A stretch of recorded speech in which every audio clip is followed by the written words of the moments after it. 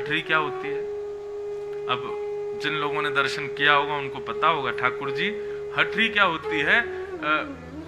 एक प्रकार से कुंज ठाकुर जी बनाते हैं, चार मतलब एक छोटा महल जैसा होता है, उसमें ठाकुर जी बैठते हैं और फिर दीपक जलते हैं। हटरी में ठाकुर जी तब बैठते हैं जब दीपावली आती है।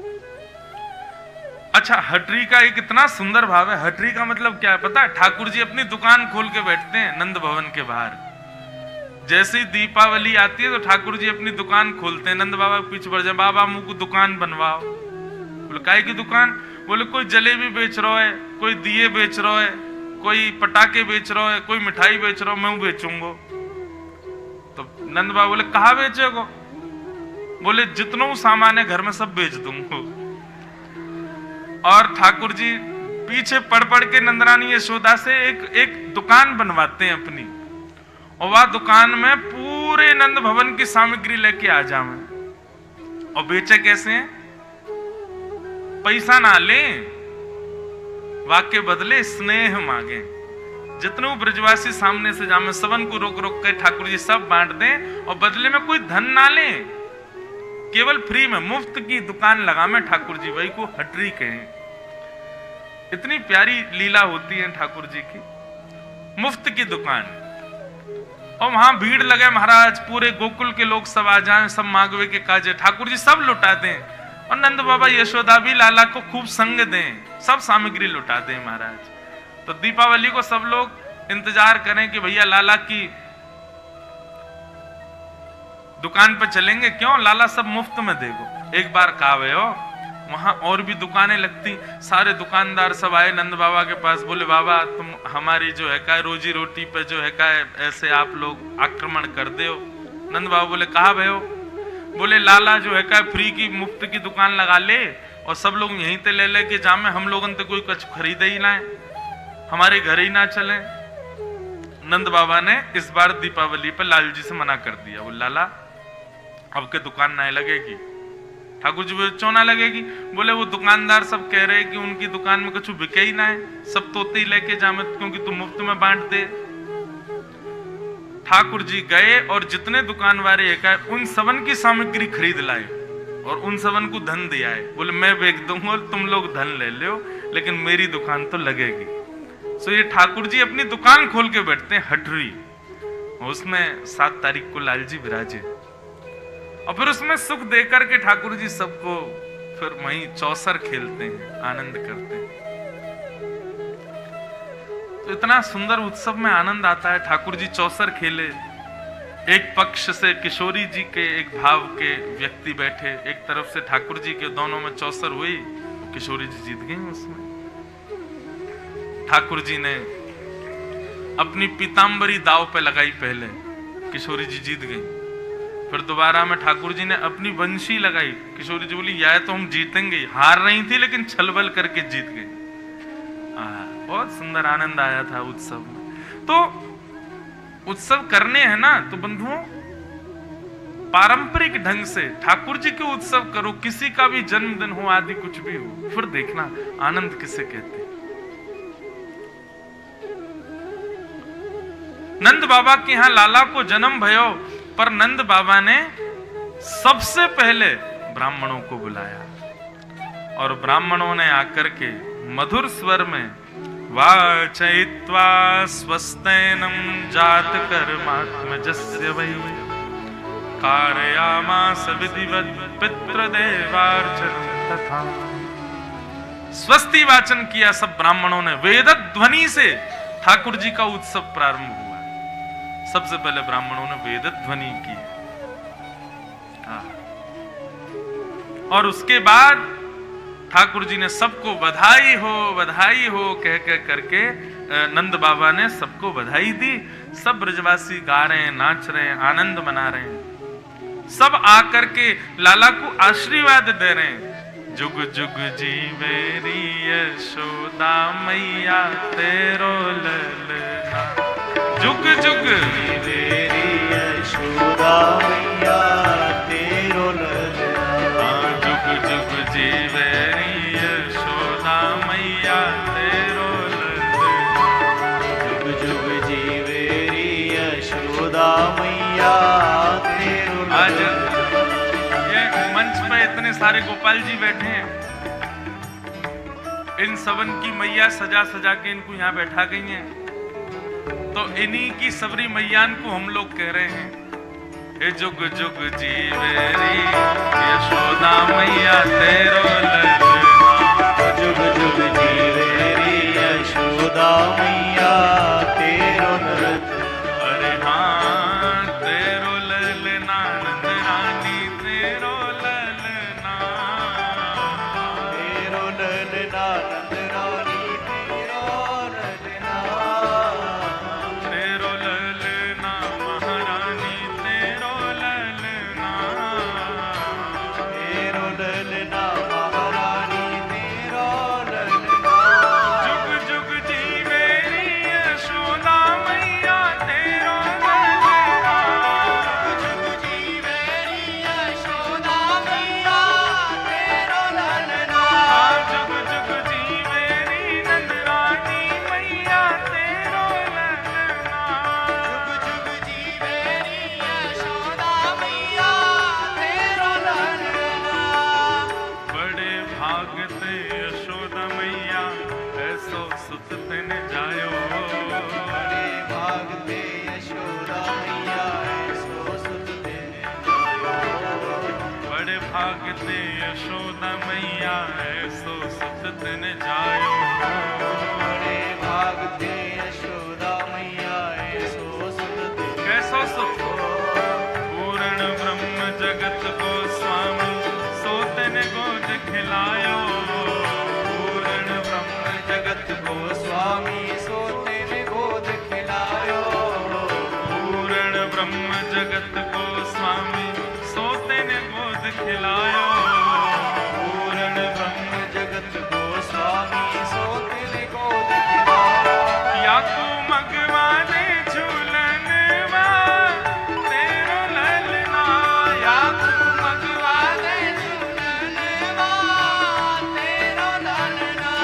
जुग जुग जीवेरी नंद रानी मैया तेरो ललना। और नंद के लाला के बधाई हो।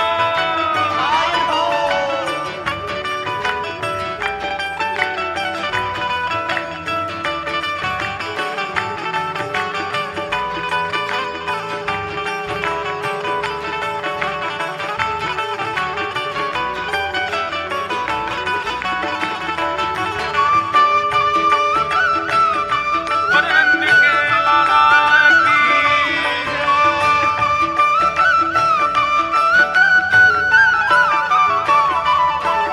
ओ धन घड़ी जब होए यशोदा मैया कह के बोले, ये घड़ी जब होए यशोदा मैया कह के हाँ धन्य घड़ी जब होए यशोदा मैया कह के बोले। ये घड़ी जब होए यशोदा मैया और कह के बोले। नूपुर बांध दो चरणन में घुटमन घुटमन डोले, नूपुर बांध दो चरणन में घुटमन घुटमन डोले। नूपुर बांध दो चरणन में घुटमन घुटमन डोले। नूपुर बांध दो चरणन में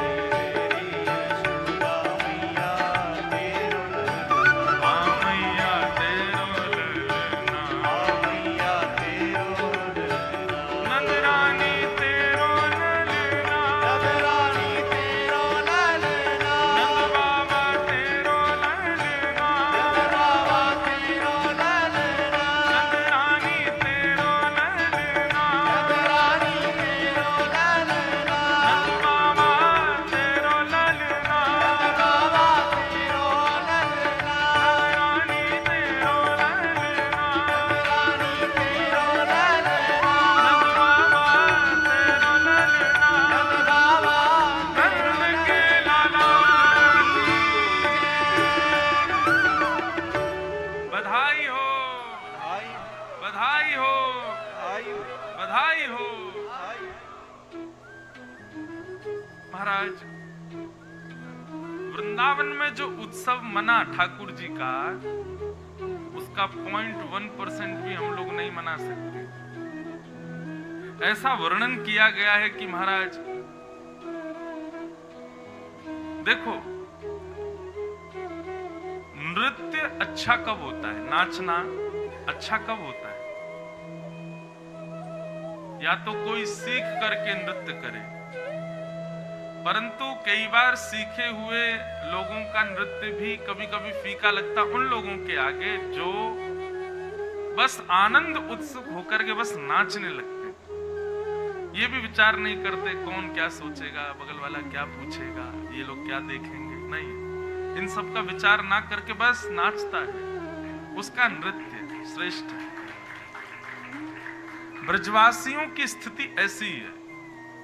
अब यहाँ 4 लोग उठते हैं, बाकी के लोग उनको देखते हैं, कैसे नाच रहे हैं, देखो। क्यों ऐसा विचार करने? देखो, हमारी तो मर्यादा है कि हम व्यासपीठ से उठ नहीं सकते। यदि हमको उठने की अनुमति मिल जाए तो आप लोग तो कुछ नहीं नाचते, हम ऐसा नाचे लाल जी के उत्सव। तो नृत्य श्रेष्ठ कब? जब हम अभिमान शून्य हो जाएं, कौन क्या विचार करे। और समस्त ब्रजवासियों की स्थिति ऐसी हो गई। ब्रजवासियों को यह नहीं लग रहा है कि नंद बाबा के लाला भयो हम क्यों नाचें। अरे नहीं भैया, हमारी लाला भयो है, सब नाच रहे हैं। अवाद्यंत विचित्राणि वादित्राणि महोत्सवे।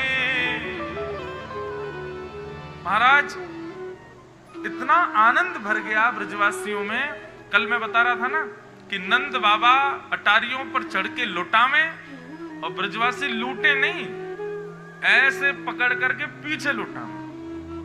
मतलब नंद बाबा ने जितना लुटाया एक भी ब्रजवासी के पास नहीं गया, सब ब्रजवासियों ने भी लुटा दिया पीछे की ओर, कोई अपने पास नहीं रखा।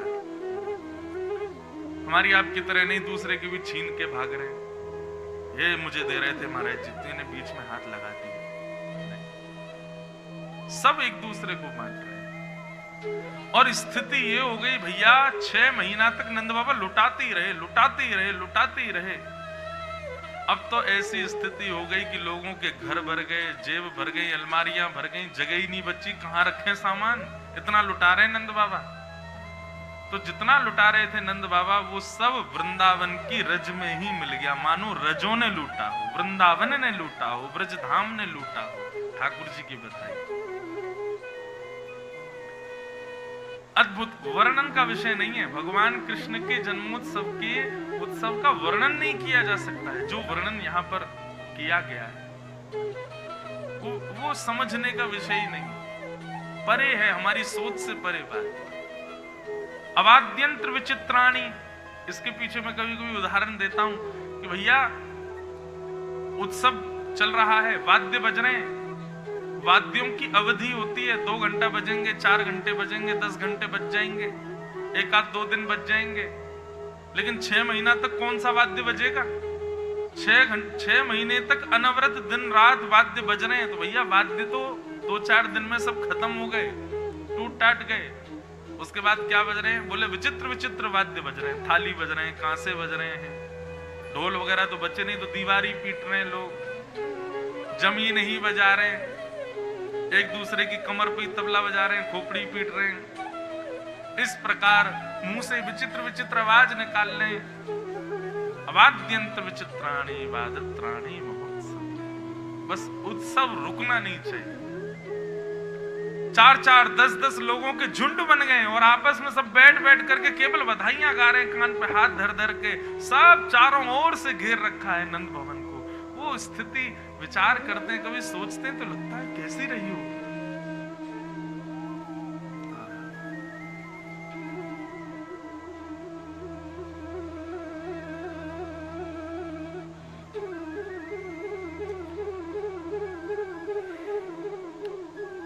भगवान का मंगलमय जन्मोत्सव मन रहा था, तभी कंस के द्वारा भेजी गई पहली राक्षसी पूतना का वहां आगमन।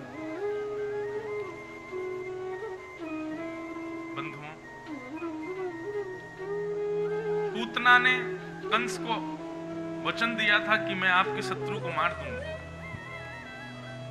कैसे मारोगी? तुम्हारा रूप इतना भयानक, कैसे ढूंढोगी कहां है क्या है? पूतना ने बहुत अच्छी युक्ति बताई। 10 दिन के अंदर जितने बालकों ने जन्म लिया, मैं सब घरों में जाऊंगी, रूप बदल करके सुंदर बन के जाऊंगी। मेरे से आकृष्ट होकर के उनकी माताएं बालकों को मेरी गोद में देंगी। मैं अपना पयोधर पान कराऊंगी। पयोधर पीते ही बालक के मुख में विष जाएगा। मैं अपने विष लगा के जाऊंगी पयोधर में, विष पीते ही बालक मर जाएगा। और पूतना ने एक अत्यंत सुंदरी का रूप धारण किया और रूप धारण करके पूतना पहुंची गोकुल। अनेक बालकों को मारती हुई जैसे ही गोकुल पहुंची, पूतना को लग गया कि जरूर महाराज कंस के शत्रु का जन्म यही हुआ है। और जैसे ही प्रवेश किया गोकुल में, उसकी मधुर चाल, सब बनावटी थी, चाल भी बनावटी, रूप भी बनावटी, मुस्कान भी बनावटी, सब कुछ उसका बनावटी था, बस दूसरों को आकर्षित करने के लिए। क्यों? क्योंकि पूतना जानती है कि मानव स्वभाव है, वो अनजान व्यक्ति पर भी विश्वास कर लेता है यदि उसके वस्त्र सुंदर हों और रूप सुंदर। ये हमारा स्वभाव है कि नहीं? कोई अनजान व्यक्ति हो लेकिन उसके वस्त्र ज्यादा बढ़िया ना हो, रूप भी इतना सुंदर ना हो, हमारा विश्वास नहीं होगा। लेकिन अनजान व्यक्ति है, वस्त्र अच्छे पहने, रूप अच्छा है, तो हमारा उस पर विश्वास अपने आप हो जाता है।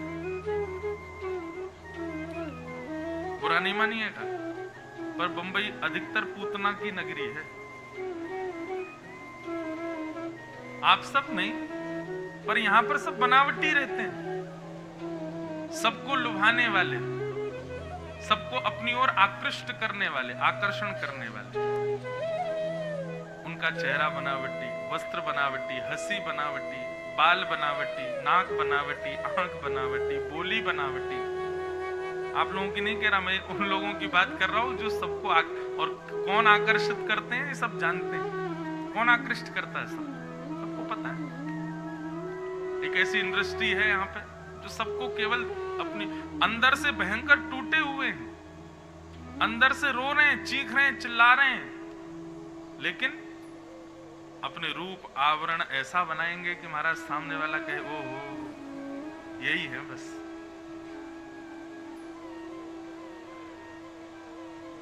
तो सब बनावटी था पूतना का, कुछ भी वास्तविक नहीं था। कई बार वास्तविक रूप में आ भी जाते हैं तो लोग उनको पहचान ही नहीं पाते, ये वही है। ओ मेरा अभिप्राय मेकअप से मत लेना आप, सौंदर्य जो बाह्य लगाते हैं उससे नहीं। हम अपने विषय पे ही चलें। तो पूतना को देख के सब मोहित हो गए। पूतना को देखना तो बहुत दूर की बात है, पूतना की जो गजगामिनी चाल थी, उस चाल में भी उसके नूपुरों की जो छम छम छम, एक समय की अवधि पर आने वाली उसकी नूपुरों की जो ध्वनि थी ना, उस पर भी ग्वाले मोहित हो गए।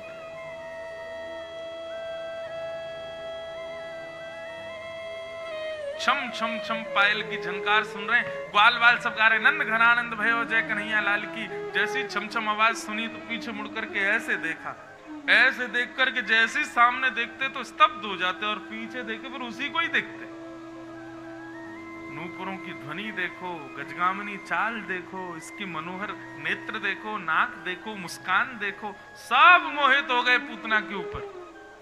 कितनी सुंदर। आप कहेंगे कि पुरुष मोहित हुए होंगे ना, गोपियां भी मोहित हो गई। कुछ गोपियों के पास जाकर के पूतना ने केवल इतना कहा, अरे सुनो ये नंद भवन कहाँ है? तो पहले तो स्वर सुन के गोपियों के आंख बंद हुए, बोले वाह इतने मधुर स्वर, कौन है भैया? पीछे मुड़ करके देखा तो रूप देख करके तो मुंह खुले रह गए, आंखें खुली रह गई, इतनी सुंदर। भैया हमने तो ब्रज में कभी इतनी सुंदर कोई देखी नहीं, कौन है ये? नंद भवन कहाँ है? बोले ये दो यमला अर्जुन के जो वृक्ष जिस आंगन में है वो ये नंद भवन है। जाओ। 2-4 ग्वाले तो दौड़े दौड़े मैया के पास गए, बोले मैया तू बहुत पीछे पड़ी रहे, मेरा ब्याह कर ले, मैं तैयार हूं ब्याह करवे को। कौन ते करेगा? देख वो जा रही का बात करा दे, कितनी सुंदर है मैया, यही ते करा दे हमारा ब्याह। कहने का अभिप्राय पूतना ने सबको अपनी ओर आकर्षित कर लिया अपने रूप से, अपने भाव से, अपनी बोली से, जो कि सब बनावटी था।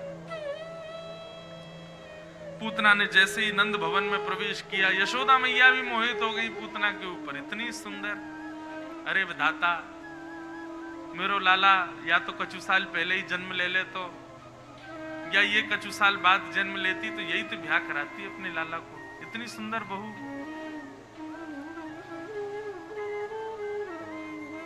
हमारा स्वभाव है बंधु, हम रूप और वस्त्र इनको प्रधानता ज्यादा देते हैं। रूप और वस्त्र को प्रधानता देने का मतलब हम व्यक्ति का प्रभाव देखते हैं, हम उसका स्वभाव नहीं देखते। और यहीं पर हम संबंधों में मात खा जाते हैं। किसी का प्रभाव रुचिकर लगे, देखो प्रभाव से ना ही ब्याह करो, प्रभाव से ना ही मित्र बनाओ, और प्रभाव से ना ही गुरु बनाओ। इन 3 चीजों में प्रभाव को प्रधानता मत देना। पहली बात, मित्र को प्रभाव देखकर नहीं बनाना। पत्नी और पति, अपना जीवन संगी, उसका भी प्रभाव मत देखना। उसके प्रभाव कैसा, वो पढ़ने में कैसा, या पढ़ाई तो बहुत दूर की बात, उसका रूप या उसका श्रृंगार या उसका जो उसके रूप आवरण है बाहर के, उस पर रीझ करके ब्याह मत करना। और तीसरा, गुरु भी प्रभाव देख करके मत बना। इन 3 संबंधों में स्वभाव को प्रधानता दो। मित्र किसको बनाना है? रूप भले ही नहीं है, स्वरूप भले ही नहीं, स्वभाव बहुत अच्छा। पति या पत्नी जीवन संगी किसको बनाना? रूप भले ही इतना शोभादायी नहीं है, स्वभाव बहुत मधुर। और गुरु भी प्रभावशाली कितने हैं ये देख करके नहीं, स्वभाव कैसा है, ठाकुर जी के प्रति प्रीति कैसी, ये देख करके बना। लेकिन पूतना के सब प्रभाव पर मोहित हो गए।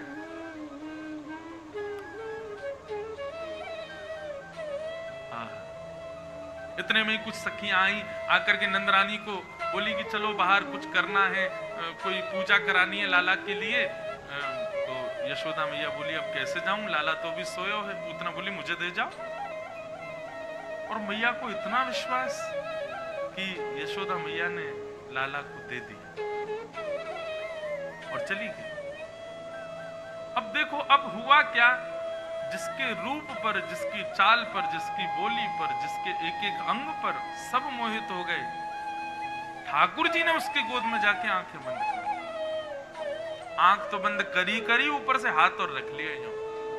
6 दिन के ठाकुर जी। क्या फायदा ऐसे प्रभाव का जिससे संसार रीझ गया लेकिन ठाकुर जी नहीं रीझे। मीराबाई को कोई फिक्र नहीं थी कि मुझसे कोई रीझे ना रीझे, मेरे श्याम सुंदर मुझसे रीझे बस। सूरदास को कोई चिंता नहीं थी कि कोई मुझे अंधा कहे, कोई मुझे नेत्रहीन कहे, कोई कुछ कहे, मेरे श्याम सुंदर मुझसे रीझे बस। तुकाराम जी, नामदेव जी, इनको किसी को चिंता नहीं थी कि संसार हमसे रीझे। नामदेव जी के विषय में तो कथा आती है कि श्री नामदेव जी का नाम ही इसीलिए नामदेव था क्योंकि वो नाम को ही सर्वधन मानते थे। एक बार नगर में कोई बहुत बड़ा दानी आया, दान करता था। किसी ने जाके कहा, बोले कि तुम नामदेव जी को दान करके दिखाओ।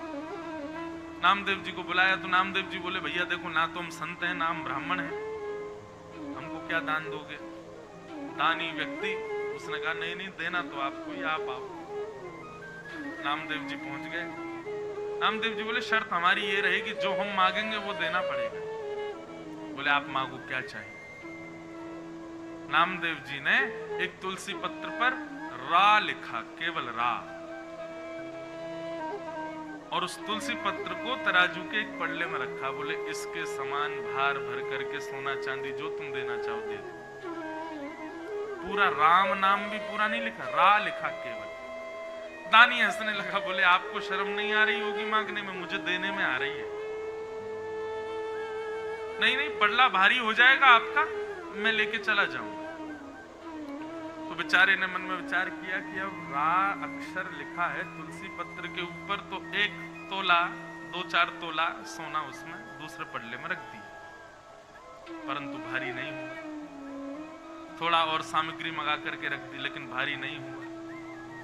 थोड़े और आभूषण मंगा करके रख दिए, नहीं भारी हुआ। अब तो महाराज लगे भरने सब लोग पड़ले को, लेकिन रा नाम युक्त तुलसी पत्र से जो पड़ला झुका हुआ था वो उठे ही नहीं।